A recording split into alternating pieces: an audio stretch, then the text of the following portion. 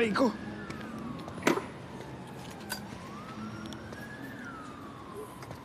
Sabi ko, dalin mo ako sa bahay ko. Bakit mo ko dinala dito?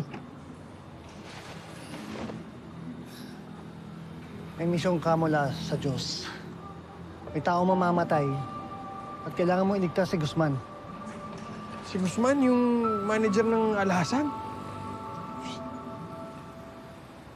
Alam mo, napaka-bobo mo dyan sa plano mong pag-mission-mission. Wala akong oras para maging superhero. Chong? Tumakas ako para makita pamilya ko, yun lang. Eh, mas bobo ka! Yung taong mamamatay dyan sa ospital na yan, mga kakausa mo ang yayari.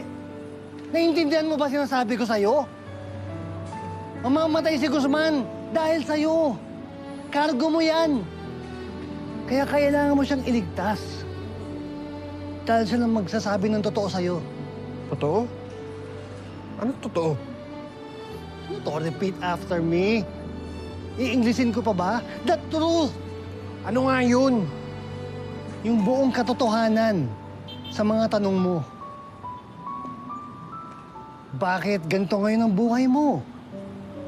Buhay na patay, nagtatago-tago. Bakit malayo ka ngayon sa mag-ina mo? Para sa'yo to, Mateo. Dahil yan ang mga tanong mo, hindi ba?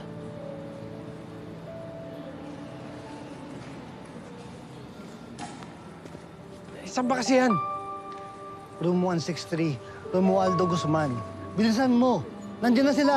Yung mga papatay sa kanya. Okay.